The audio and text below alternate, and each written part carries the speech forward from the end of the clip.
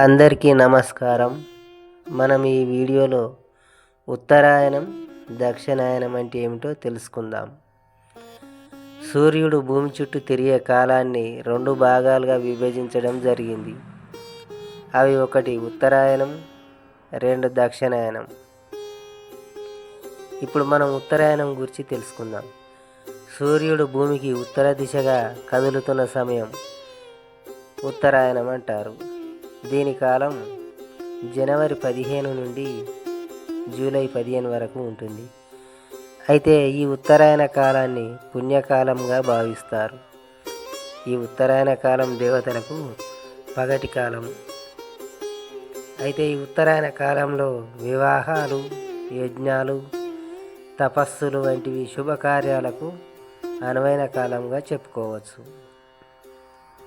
ఇక రెండవది దక్షిణాయనం గురించి తెలుసుకుందాం. ఇప్పుడు దక్షిణాయనంలో సూర్యుడు భూమికి దక్షిణ దిశగా కదులుతున్న సమయం.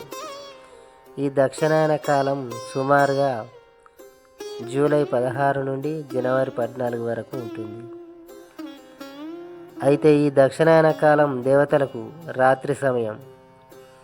ఈ దక్షిణాయన కాలంలో పితృదేవత ఆరాధన, వ్రతాలు, శ్రాద్ధ కర్మలకు అనుకూలమైన కాలం. ఈ దక్షిణాయన కాలంలోనే మనకు వినాయక చవితి, దసరా, దీపావళి వంటి పండుగలు వస్తాయి. ఇక ఉత్తరాయణ కాలంలో సూర్యుడు ఉత్తరం వైపుకు కదులుతున్న క్రమంలో వేసవి, వసంత ఋతువులు వస్తాయి.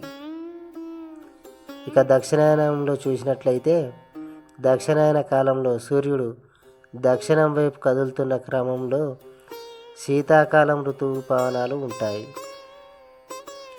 ఇక ఉత్తర దక్షిణాయనాల ప్రాముఖ్యతను పరిశీలించినట్లయితే ఉత్తరాయణం శుభకార్యాలకు మంచిది, దక్షిణాయనం పితృదేవత ఆరాధనకు శ్రేష్టమైనవిగా మనకు శాస్త్రాలు చెబుతున్నాయి.